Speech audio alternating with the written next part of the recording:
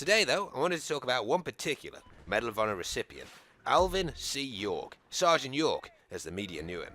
Surprisingly, York was a conscientious objector, a Christian pacifist, who didn't want to fight anyone.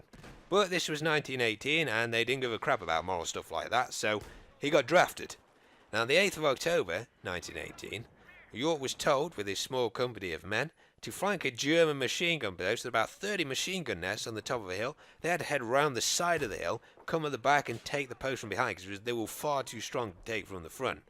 Now, whilst York and his men were doing this, they made their way 3/4 of the way up the back of this hill.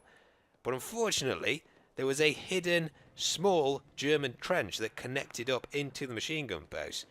Now, York and his men managed to kill 2 of the Germans, but before the 3rd one died, he yelled out. And then they saw all 30 machine guns swinging round towards them.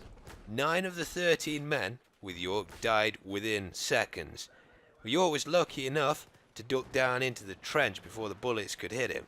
He was now surrounded. Germans were coming down the trench towards him. There were machine gun posts at the top of the hill, and over half of the squad he was with were dead already.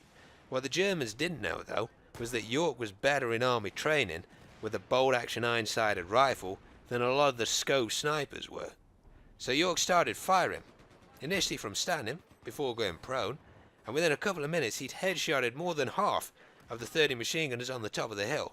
At this point, because having more than 15 machine gunners firing at him and seeing their comrades fall left and right at them, the Germans decided the best thing to do was to go for a fixed bayonet charge of York, since they presumed he was bulletproof.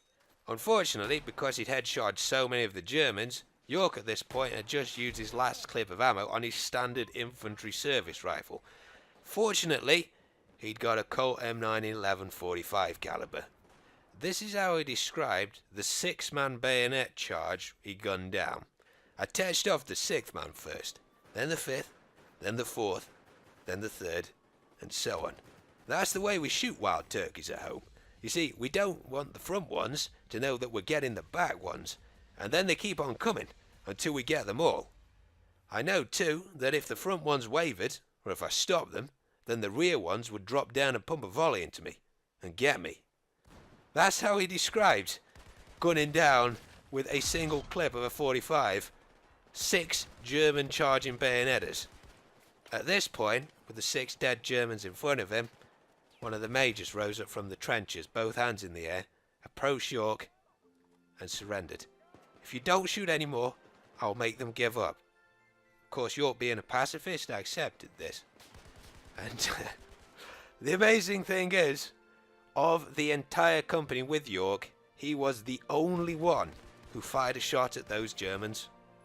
Back at American headquarters, after this engagement, for York's debrief, Brigadier General Lindsay walked up to him and said, "Jesus Christ, York, I hear you captured the whole fucking German army." To which York responded, "No, sir, just 128 of them." He made 128 prisoners of war that day and killed on his own 28 enemy soldiers. You see, that's why I like reading these kind of stories, because it puts stuff in perspective. Most of us are going to be fortunate enough not to have to deal with the kind of situation that Alvin York dealt with. But it makes things seem, it humbles you given the things which people have done in the past and survived through. Now this epic rampage though,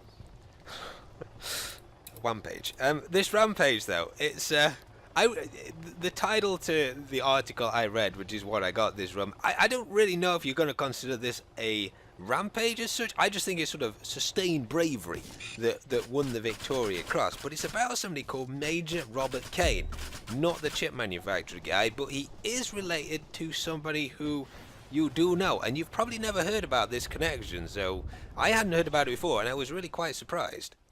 But what did Major Kane do? Well, he was at the Battle of Arnhem, probably pronounced that wrong, but as you know, that was a battle over the bridge of the Dutch town Arnhem, that's why it was called the Battle of Arnhem, and it was pretty bad for the British in that an absolute ton of them got taken prisoner, and the Germans managed to capture the bridge back.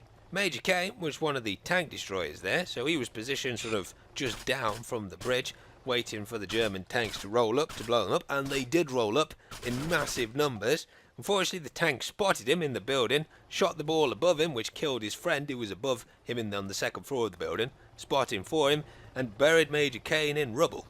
Unfortunately for the Germans, shooting Major Kane's house and burying him in rubble disrupted his perfectly coiffed tash, and the British do not like that, so I've heard.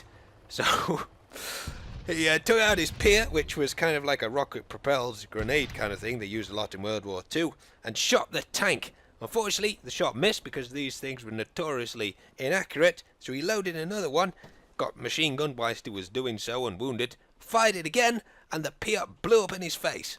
The explosion blinded him temporarily from the flash, replaced most of his teeth with shrapnel so he looked like Jaws from James Bond, and knocked him over.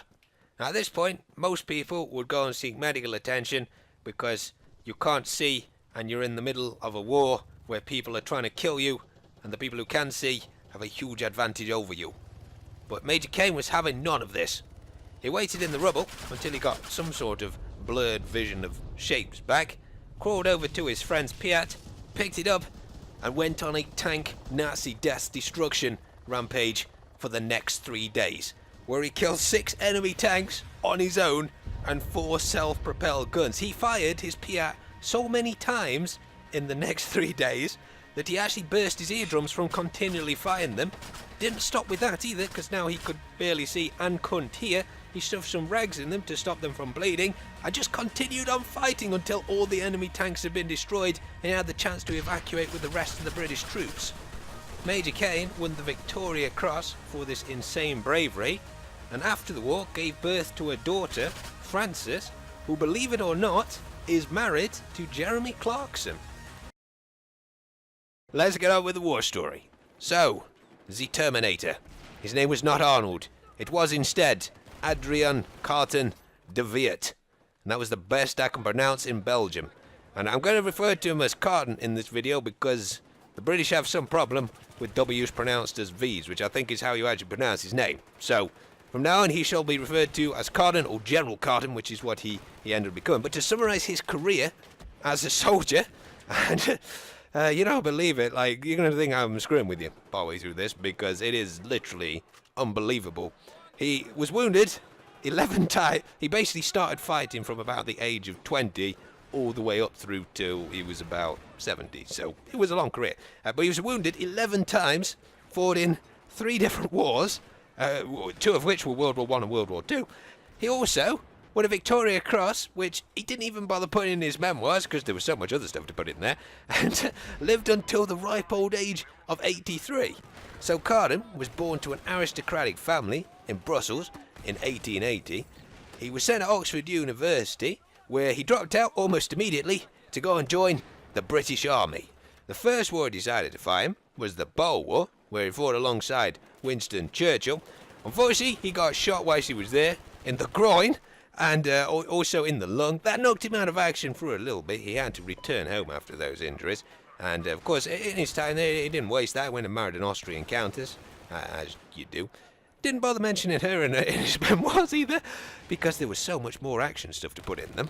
Now, once his balls had recovered, he decided to go and fight with the Imperial Light Horse in East Africa, where he actually said that was his heyday as a soldier. It was his favourite period of his career because he used to love going hunting with just a knife, wild boar. Now, I don't know what you know about wild boar, but they're not like Pumbaa out the Lion King. They don't come with little meerkat helpers. Those things are like deadly. Like they like probably gut somebody if they get them with the hook. But he used to just go and fight with a knife. That's how hardcore he was. Now, part of Carton's duties in East Africa was fighting a warlord there called, I don't know his proper name, but I think the British referred to him as Mad Mullah. So as Carton was leading an infantry charge against one of Mad Mullah's castles, and he put up a ladder like kind of medieval invader raider kind of style on the side to climb up over the wall, as he was climbing the top of the ladder, got shot in the face. And unbelievably, this didn't even knock him out of that campaign. Because 2 weeks later, he'd eye patched up his eye because he got basically shot in the eye. He got shot again. This time in the ear.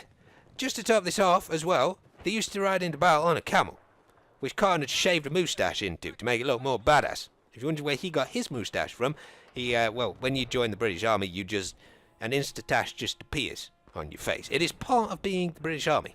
Now, since Carton had discovered this great tactic of deflecting bullets with his own body to save the guys behind him, team player, he decided to join World War I.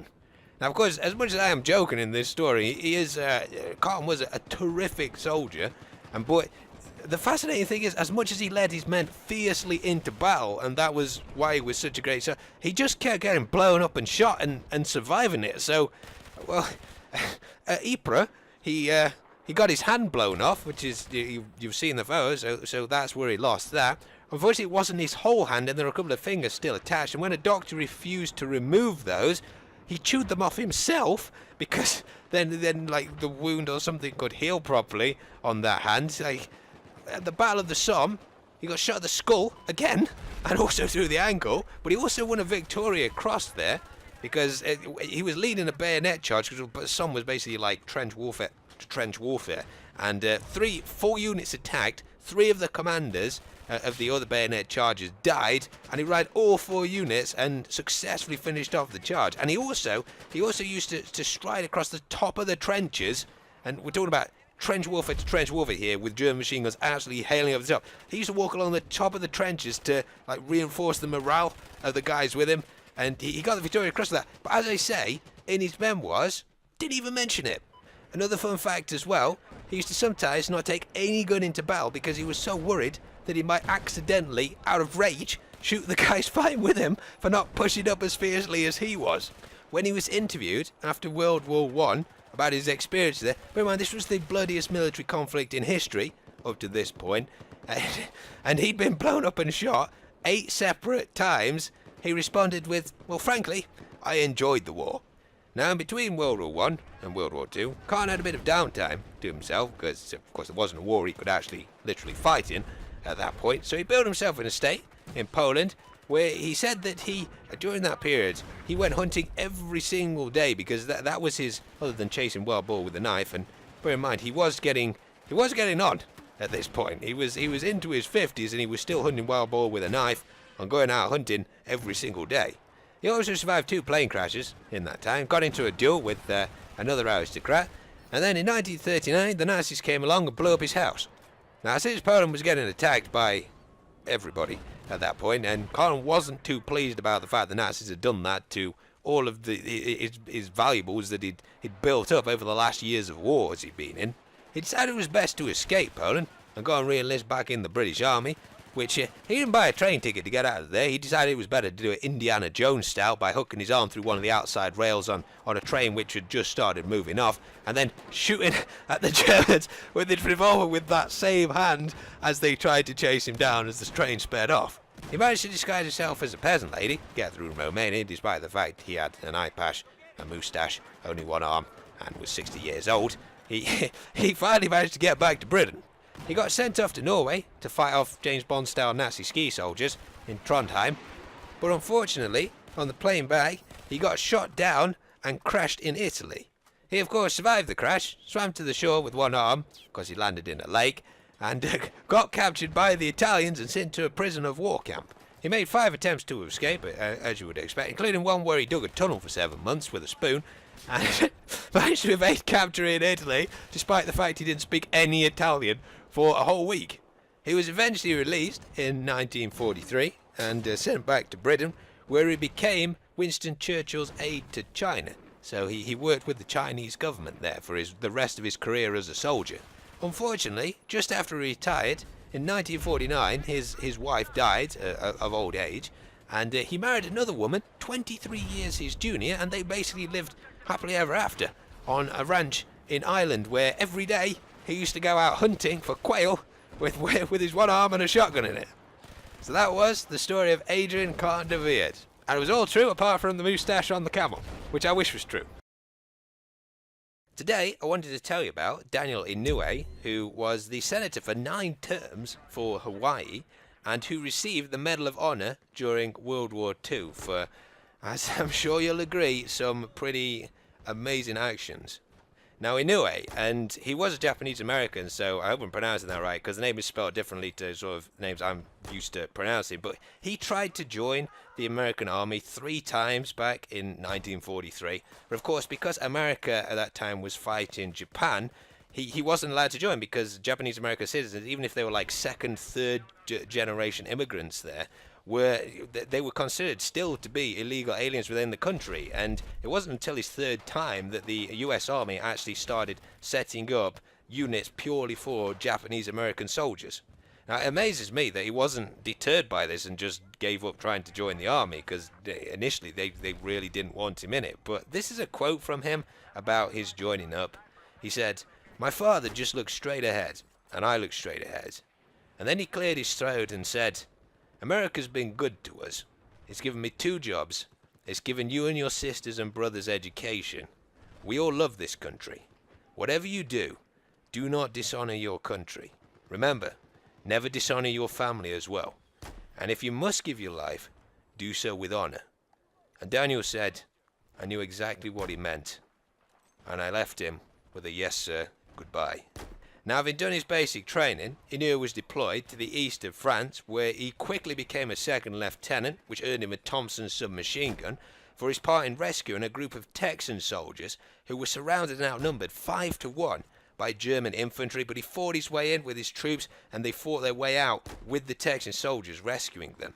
Amazingly, Inouye got shot in the chest, a bullet that would have passed through his heart if it were not for a couple of dollar coins he was keeping in his top pocket as change, and they actually stopped the bullet from killing him or in fact harming him at all. And he kept those dollar coins in his pocket as a lucky charm up to a week before he performed the Medal of Honor action, which I'm going to tell you about now. So, having been promoted, and now with his new shiny Thompson, Inouye was sent to Italy to fight along the Col Musatello Ridge. Now, this area was particularly well defended by the Germans. They had mortar teams, artillery observation posts, machine gun bunkers, and it was part of Inouye's job to break through these defences on the top of the ridge. So having taken out a machine gun bunker by crawling up to it and shooting into it with his Thompson, as he was kneeling up to move across the second bunker, he got shot through the torso with a machine gun bullet that came within inches of his spine. Now unfortunately for the Germans, in doing this they didn't realise that it was just going to piss him off. So he crawled back to get some more grenades to take out the bunker that had shot him.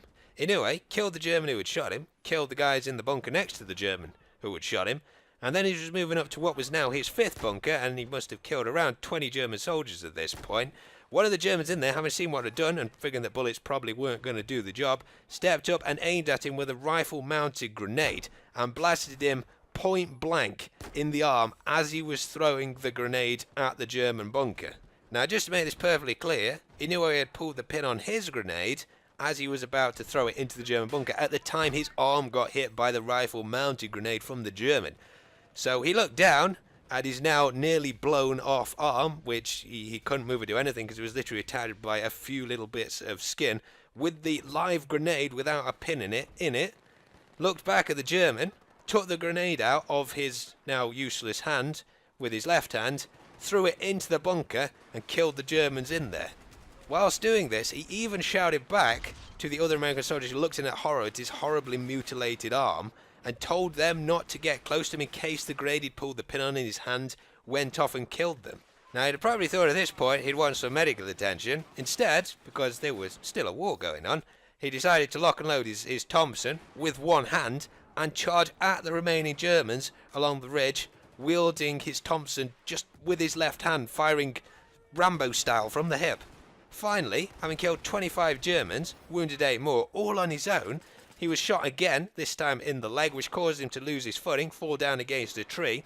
But when the Americans pushed up to him to see if he needed pulling back for serious medical attention, he refused to leave that position until the Germans had been pushed back and the Americans had securely taken the ridge. Now you're probably thinking, that's pretty tough, doing all of that. It didn't end there though. He was given so much morphine at the first aid response post that when they came to sort out his arm in surgery later on that day, they couldn't give him any more morphine to dull the pain of having it amputated because it was so badly damaged they couldn't do anything else with it, in case that extra morphine lowered his blood pressure and killed him. So he had his arm amputated and sewn up and sorted without a proper anaesthetic. It's just the most amazing bravery and set of events he lived through. And he lived until he was 88. He died just over a year ago on December the 17th, 2012. And after the war, he got a law degree and he became the senator, as I said at the start, for Hawaii. And he was re-elected by just a landslide victory for 9 terms in a row. And he was planning on running for, I think, a landmark 10th term as well, which I don't think anybody's ever been in the Senate for 10 terms. Well, there you go. Daniel Inouye. But the first of these stories, A Quiet Christmas Dinner, 1944, where a German mother and her 12-year-old son on the German-Belgian border were preparing dinner on a cold Christmas Eve.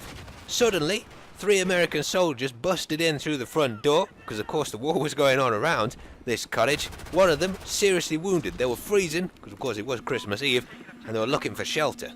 Now, of course, under German law, in World War II, if you harboured the enemy, which is what this woman would be doing if she let the Americans stay there, and that was high treason, and you'd be shot for that. The mother decided, though, that since it was Christmas Eve, she was having none of this German law mumbo-jumbo, and she welcomed in the Americans to share some of her dinner. This isn't where this little predicament ended, though, because seeing the light from the cottage, 4 German soldiers came across and opened the door. The lady stood up as they opened the door and said sternly to them, "There'll be no killing tonight," and welcomed them in to share the dinner with the Americans, herself and her son. Amazingly, they all got on swimmingly, the Germans, the American, the mother and the son, and it gave the American soldiers some time to rest, and the next morning, when they're all heading back out to go to their opposing sides, the Germans actually told the Americans the way through their lines, because the Americans were behind the German lines, so they could safely get back to their own troops. You see, the strange thing is, to me, this story sounds so unbelievable that you'd think it'd be something that Hollywood would make up. But it's actually entirely true, and Ronald Reagan even quoted it in one of his speeches. And the name of the son was Fritz Vinchin, and in 1995 he found one of the German soldiers who was in a care home at the time called Ralph Blank, because Ralph Blank was being interviewed for a TV show called Unsolved Mysteries, which Fritz Vinchin had watched. And in the end, they ended up meeting up after all those years. Now, I imagine a lot of you, when I started this story, thought I was going to tell you about the very famous World War I Christmas story where the troops met together. I'm going to tell you about that now because there's actually a linked story to that which is very interesting. Christmas Day, 1914. After many months in the trenches, killing people who'd never personally done anything wrong to you, the German troops in France decided that enough was enough.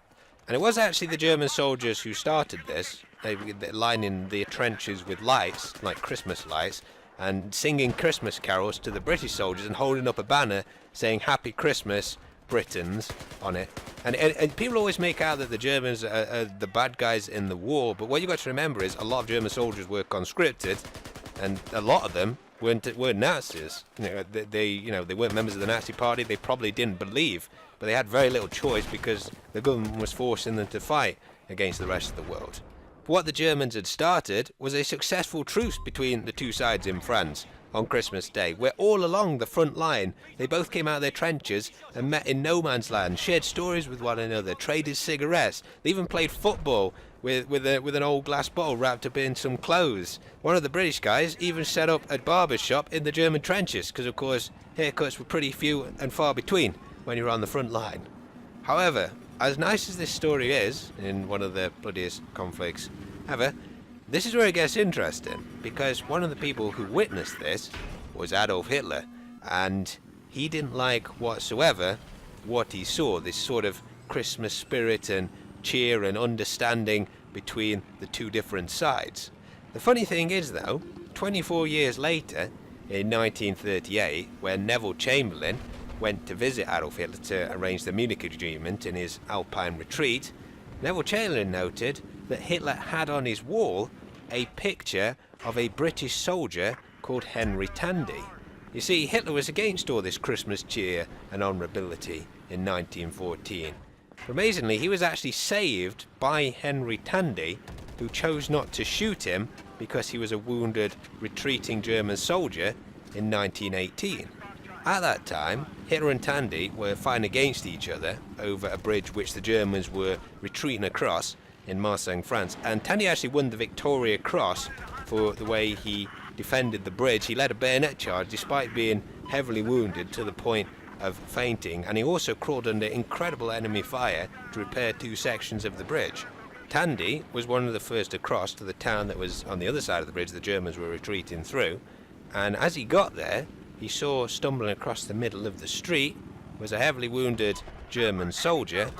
Tandy raised his rifle at him, could have shot him at any point. The German soldier was so exhausted he didn't even raise his rifle, but Tandy let him go because he made a point, well, he felt it was dishonourable to shoot either very heavily wounded German soldiers who didn't have a gun to hand or any who were retreating. It turned out that German soldier who raised him a hand in thanks as he stumbled off was Adolf Hitler, who Tandy could have killed at that point and presumably prevented to some extent the Second World War. You see, it's quite easy with hindsight, looking back at this, to think that Tandy made a mistake here, and amazingly Tandy was actually racked with guilt in his later years about this, that he didn't take out Hitler when he had the chance to do so. But of course he didn't make a mistake. He didn't know it was Hitler until many years later. It would have been dishonourable, and he would have not been happy living with the fact that he shot what was virtually an unarmed, wounded soldier, because he couldn't have taken him hostage or kept him as prisoner at that time. So in the end, he made the only decision that was available to him. You see, that's kind of the risk I run with doing this war story series. It tends to, just because when you're telling the story of somebody who's done something heroic in war, generally it's that they killed a lot of the enemy. But what you forget in telling that story is that quite a lot on both sides were actually good people who were forced into that situation. But you know, it is food for thought, and next time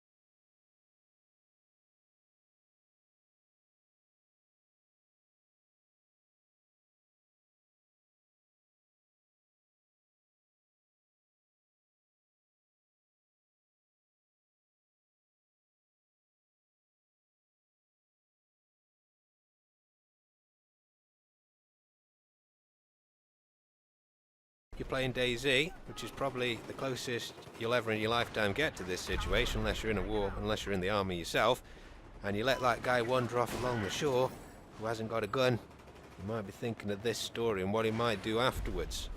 I've probably just started a whole new wave of banditry with that. Kill everything in case he does something bad in the future. But that wasn't the moral of this story. It was, I think generally don't be a dick and be a little bit more honourable. I guess that's what you could take from this.